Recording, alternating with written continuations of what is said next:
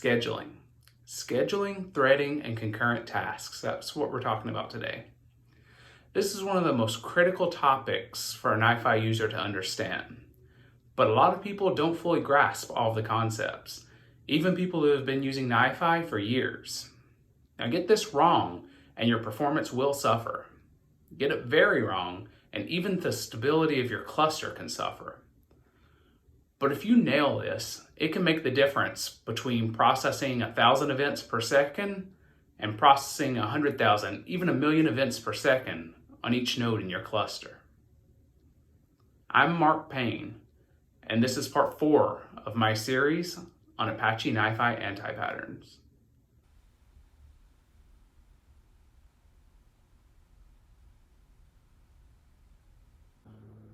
NiFi offers quite a few different knobs that you can turn to really tune the settings of your data flow. But one of the most important knobs is the size of the thread pool. To configure this, you can go to the hamburger menu in the top right corner and then go down to controller settings.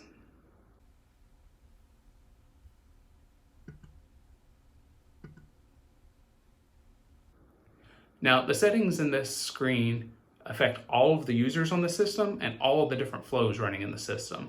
So they require some special permissions. So if you're running in a secure productionized environment, you may need help from an administrator in order to configure these settings.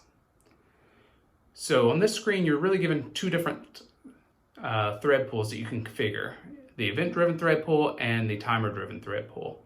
The event-driven thread pool is pretty much not even used at this point. So we're not really going to cover that, aside from to say you should probably leave it at 1 thread. It's probably going to be removed in a future version.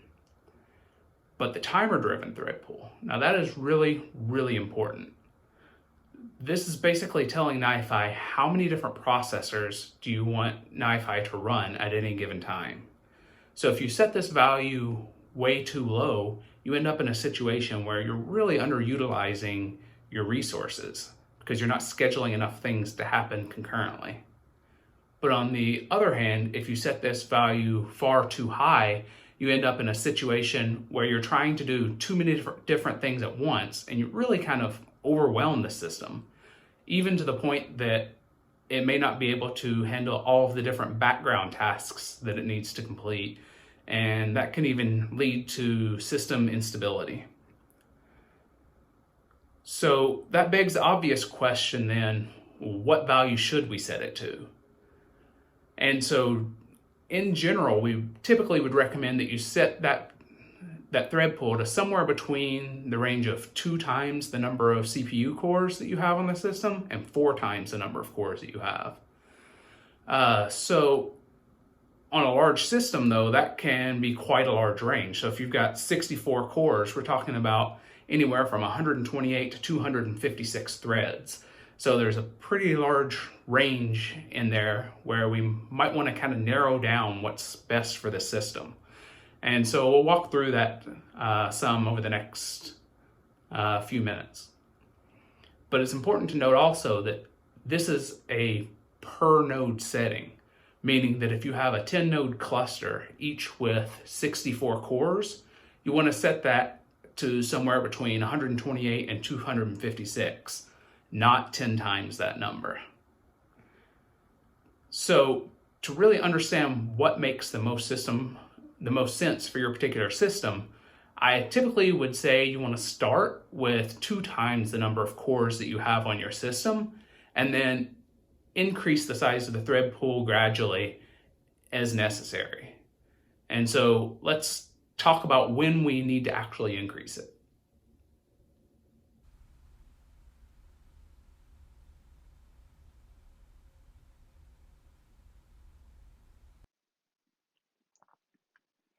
So I've got a simple data flow here. I generate some random data, I compress that data, and then I've just destroyed the data.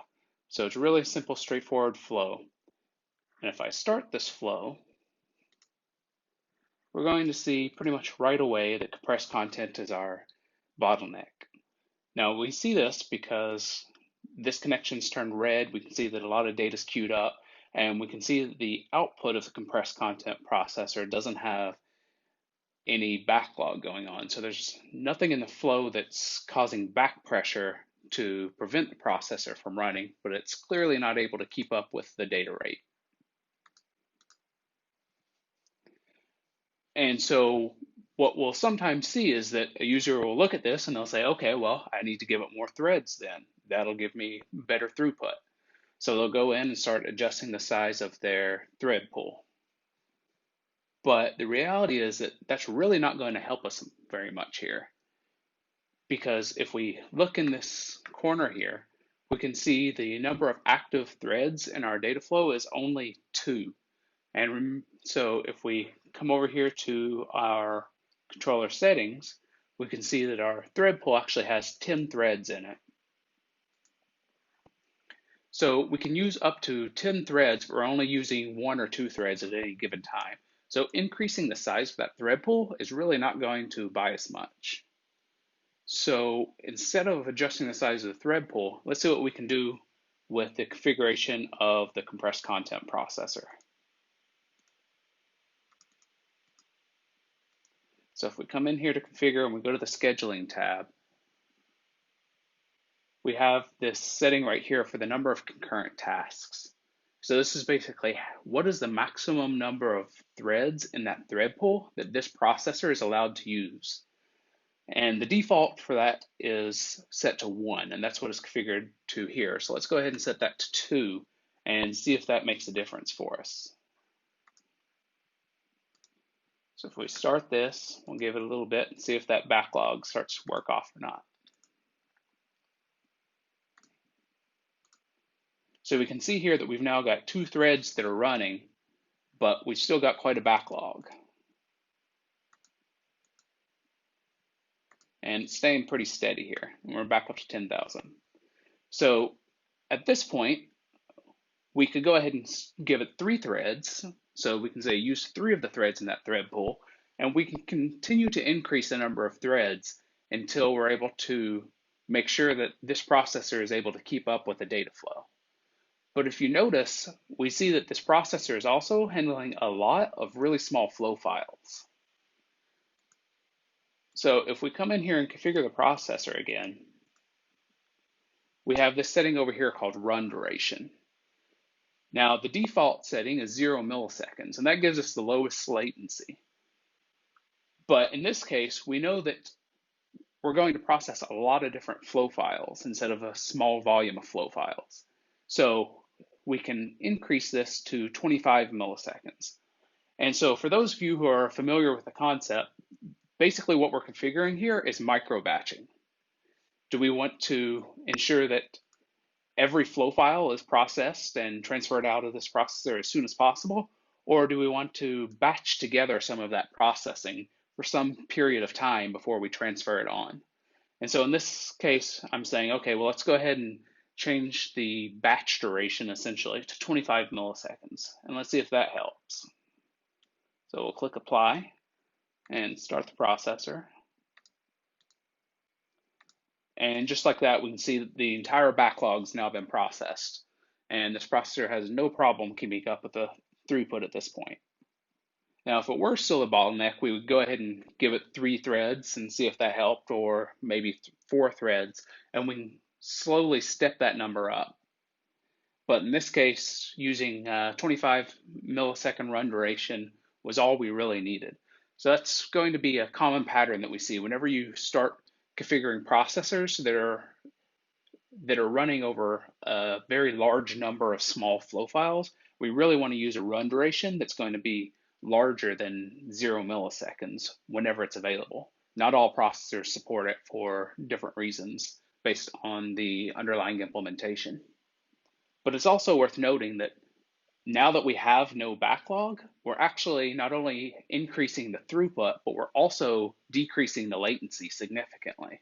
So whenever we look at the slider where the left-hand side shows the lower latency and the right-hand side shows higher throughput, this is kind of assuming that the processor is able to keep up with the rate of data that's coming into it. If it's not able to keep up, then adding this batch duration will actually lower your latencycycy say as well, because it prevents the data from sitting in the queue for a long period of time waiting to be processed. Now, if that processor weren't able to keep up with 2 concurrent tasks, of course, I could set it to 3 or 4, but it's very important that we don't go overboard with the number of concurrent tasks either. In fact, it's really rare that you want to go above, say, 12 concurrent tasks, because once we start using a lot of concurrent tasks, what we end up seeing is that all of those different threads now are basically vying for write access to this queue. So if you have a lot of different threads trying to constantly pull from the queue at the same time that this processor is using his threads to write to the queue, you kind of get into a situation where you have a lot of lock contention.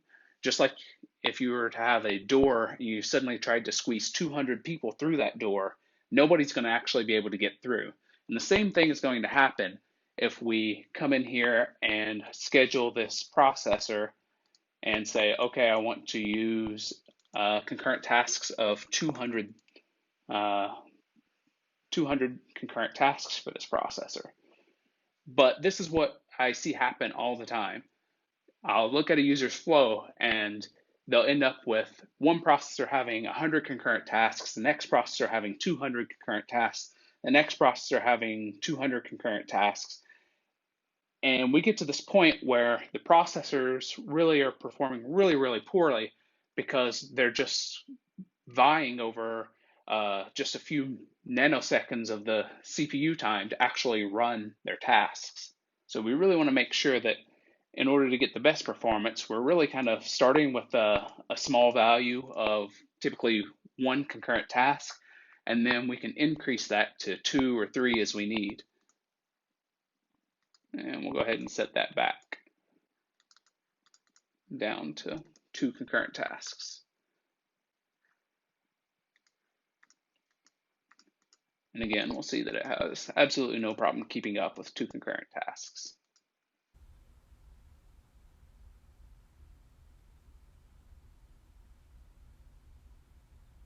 So now we've seen a pretty huge performance improvement without changing the size of the thread pool at all.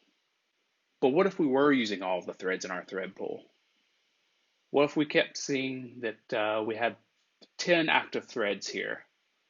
Then should we increase the size of the thread pool? Well, it depends. If the CPU is already overutilized, adding threads isn't going to help us. In fact, it will probably hurt us.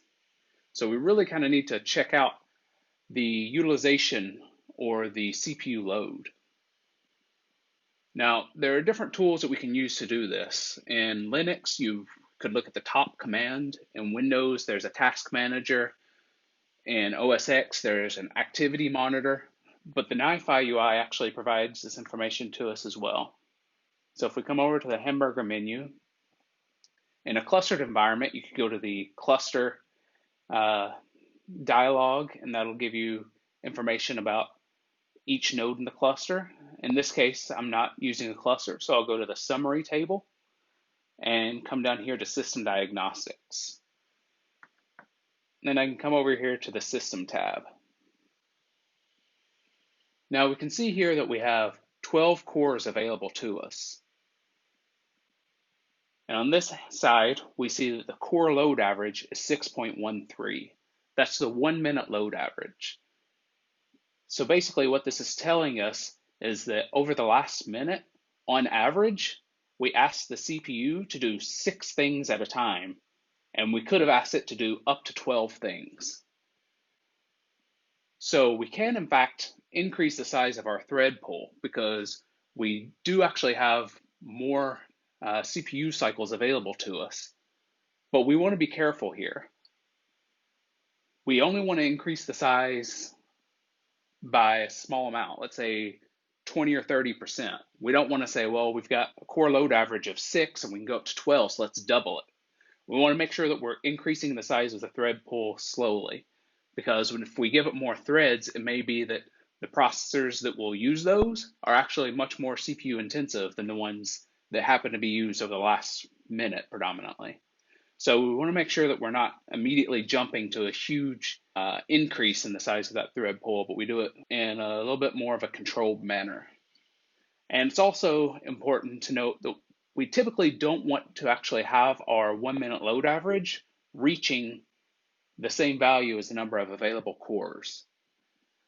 Now, if the 1 minute load average is equal to the number of cores that we have, that means that we're basically asking the CPU to do exactly the amount that it's able to handle, which might sound like a good thing, but that means that the CPU is doing absolutely as much as it possibly can.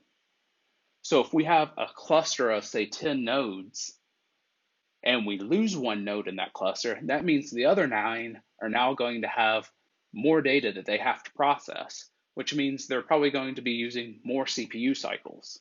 So we want to try to avoid getting to the point that losing a node in the cluster would overwhelm all of the other nodes in our cluster.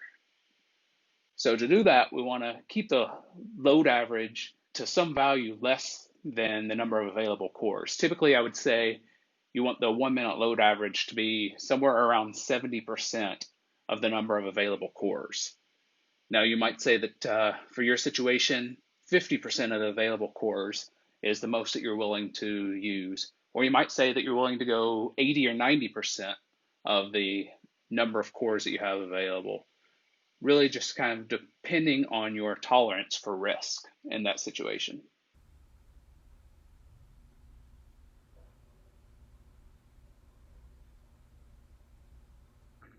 Situations can arise, and do sometimes arise, in which we've set the size of the thread pool effectively, and our CPU is far from being fully utilized. And yet we have a processor that can't keep up with the data rate.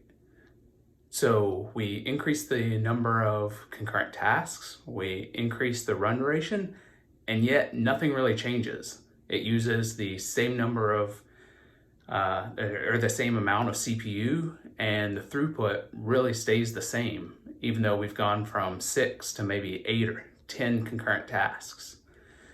Now, when this happens, a lot of users are very quick to say, okay, well, 10 concurrent tasks is clearly not enough. Let's go ahead and use 100 concurrent tasks or 200 concurrent tasks. And of course, we have to make sure that our thread pool can handle that. So let's set our thread pool to 2,000 threads. But please don't do this. We've already talked about some of the problems that this can cause, but I can guarantee you that you're not actually going to get the results that you want. So when we end up in a situation like this, what this is really indicating is that our bottleneck is not the CPU. Oftentimes, the bottleneck is actually the disk.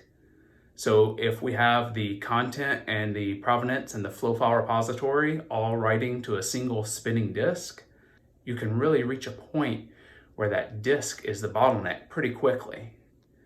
So if you're using spinning disks, I would certainly recommend try to use a separate disk for each of the content, flow file, and provenance repositories. Ideally, use more than one disk for the content and provenance repositories.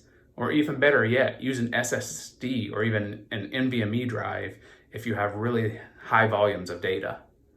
And the NiFi admin guide can walk you through how to actually configure those different repositories to use separate disks and to use multiple disks. But the other thing that we need to consider is the design of the flow itself. Now, it's really important to think about the design as we're building out our flow. So if we are building a flow that's going to take a huge number of really small flow files, we're going to get to the point where we have a lot of garbage collection occurring. If back pressure is not configured perfectly, we can certainly get into a case where we have a lot of swapping. So we're writing those flow files to disk and then deserializing them and serializing them over and over again. And that can really cause performance problems. And we can actually even get to the point that the provenance repository starts to apply back pressure due to just too many provenance events not being able to keep up. And so we could certainly add more hardware. We could add more more nodes to our cluster, but the design of the flow is actually far more important to the performance than the hardware that we run on.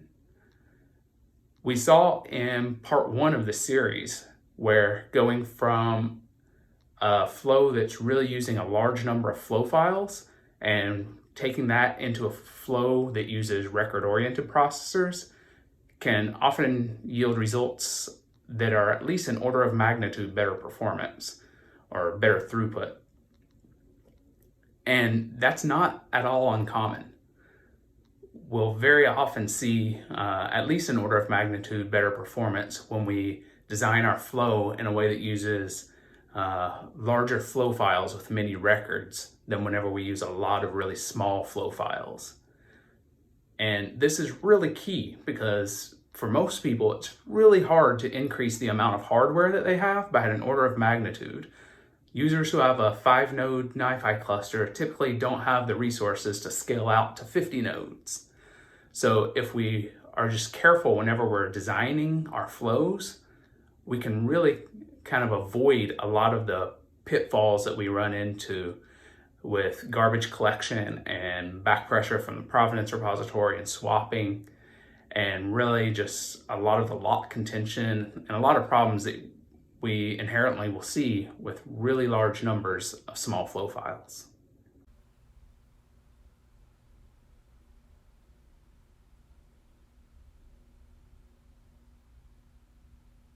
As I said in the beginning, NiFi offers quite a few different knobs that you can turn. Today we discussed some of the most important knobs, but please keep in mind that as you start to adjust these settings, start small and adjust them gradually. If making a small change helped, but it wasn't enough, try making another small change, maybe slightly bigger. If going from 1 concurrent task to 2 improve the performance, but it's not quite enough, try 3 or 4, or look at the run schedule. We want to avoid going from 1 or 2 concurrent tasks to 10 or 100. It's rarely going to give us what we're looking for. But time and time again, I've seen users running on VMs that have 4 or 8 cores, and they set the size of the thread pool to 2,500. Now, if your system can do 4 or 8 things at a time, I promise it's not going to behave the way that you want when you ask it to do 2,500 things at a time. So just start small, make slow, small adjustments, and you'll get to where you need to be. Thanks a lot for watching, guys. Take care.